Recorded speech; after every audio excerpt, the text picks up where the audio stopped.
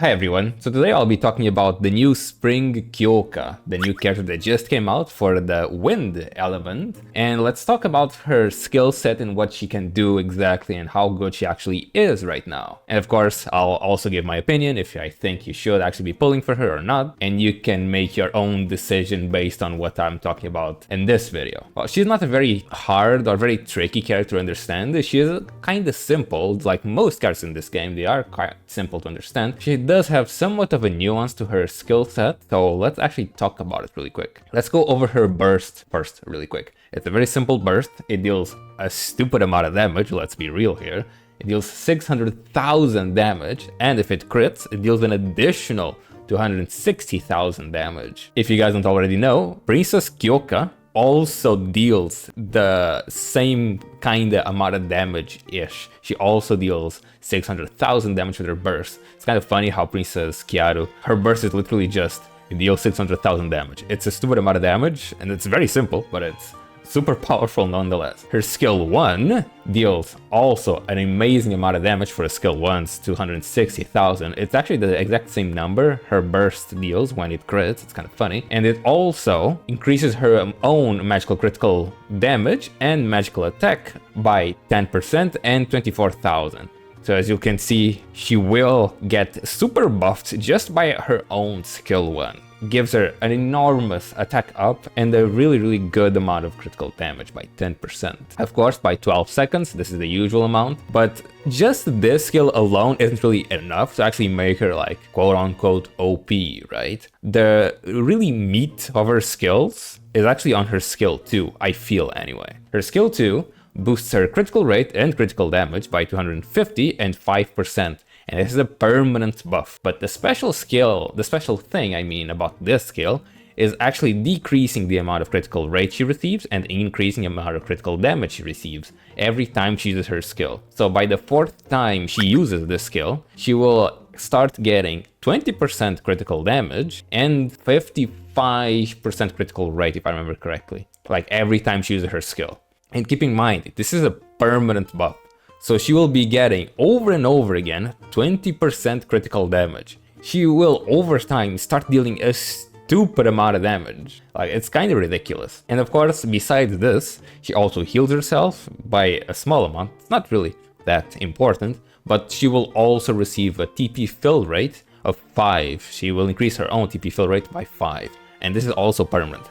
She herself doesn't have that much TP fill rate. Her TP fill rate stat is kind of low, on the lower side. It's not too low, it's a little bit below average, but it's nothing too amazing. But her skill 2 will definitely help her, but besides this, she doesn't really have any other ways to recover TP. Of course, she will, as time goes on, she will start recovering more and more TP with each attack she does and every time she takes damage, letting her spam her burst a little bit more often later in the fight. And of course, as time goes on, she also gets stronger and stronger because she keeps getting 20% critical damage. And together with that attack up from her skill 1, of course, she will also start dealing a lot of freaking damage later on in the fight. She is a very like late game kind of character, late game inside the fight, She starts popping off way later in the fight, and because of this, she actually does need quite a bit of support. I don't know if you guys have noticed, she doesn't really have any way to support the team, like with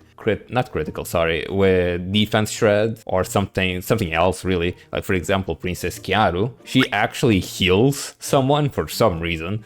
She also reduces defense from the boss, and she also gives the boss a debuff that makes the boss, well, I say boss, but it's just your enemies, But she does give a debuff that increases the critical damage taken by the enemy, which is really good, right? It's really good for the team. KYOKA, on the other hand, doesn't have any kind of support for the team. She's just a really big beat stick. She's just a really hyper carry kind of character. So she herself will need a lot of support. She will need people to give her the attack speed. She will also need people to give her defense shreds. And I guess she kind of needs some defensive stuff like healing and barriers, but that's everybody really needs that kind of stuff. So that's not really surprising, really. For now, she's just a very strong beat stick. She's a very strong nuker, but a very needy one, if that makes any sense. Of course, we also need to go over her EX skill, which is very surprising. Her EX skill for once, an EX skill that's different, gives her critical rate, increases her critical rate by 300, and an additional 300 at 5-star. She gets so much critical rate, she guarantees criticals against bosses that are at level 40, not 40, sorry, bosses that are at level 401 and below. Everybody below that level will get guaranteed crits. Of course, Clan Battle will have bosses that are a little bit over that level cap.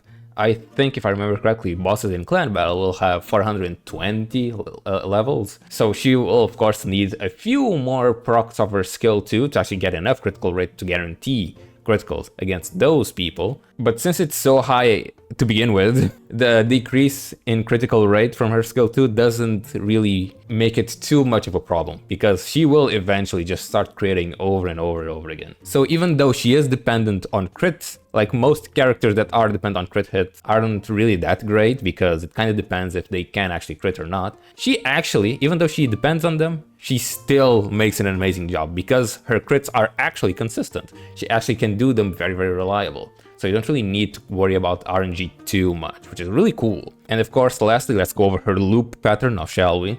Her loop is actually amazing, it's very efficient. It's just an attack, S1, S2, S1, and just repeats it. The initial movement is the actual weird one for some reason. It's still really good.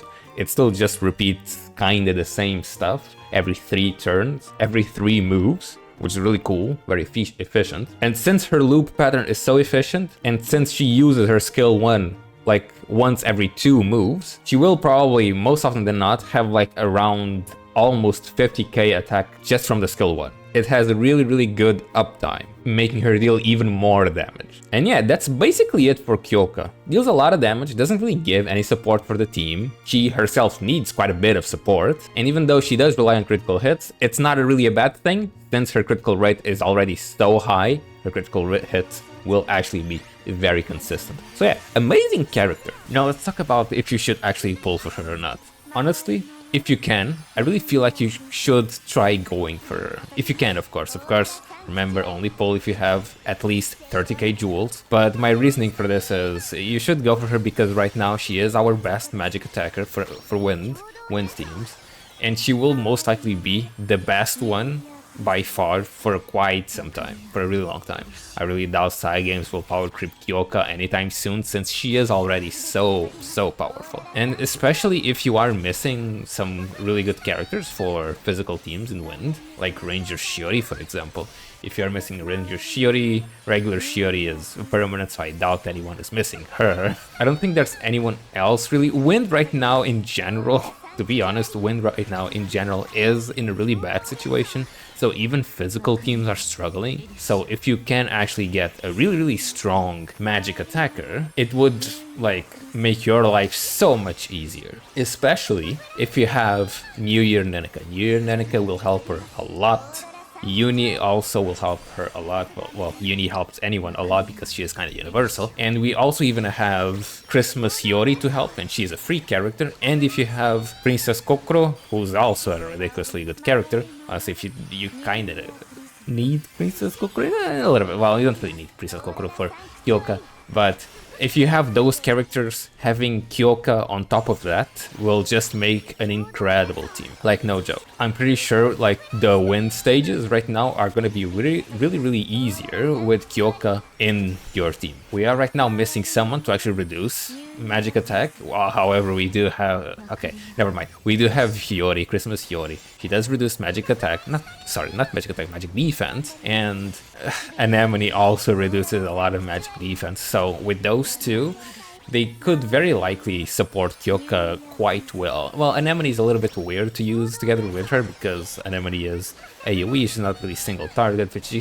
can still help with quite a few stuff. So TLDR, honestly, I feel like you should probably go for her. If you can't, of course, it's fine. It's not really the end of the world, especially if you do have Anemone. If you do have Anemone, it's gonna be enough to clear pretty much any content that requires wind characters. So if you can't really go for Kyoka, it's kind of fine. And of course, do remember there's also summer coming up, so saving for those is also very, very important. So if you don't really have like a ridiculous amount of jewels, like 60k, do try to consider also summer. And of course, also pre-fest that's gonna come up during the half anniversary, which should be after summer. But yeah, that's really it for Kyoka, an incredible DPS for wind. Very important character to have, and in general, an incredible unit. Even if she is a little bit needy and needs a little bit of support with some attack speed and some magic shred from someone else. But yeah, that's basically it. In any case, thank you for watching. I hope this was helpful. Again, thank you Lou for the membership, and I'll see you guys on the next video.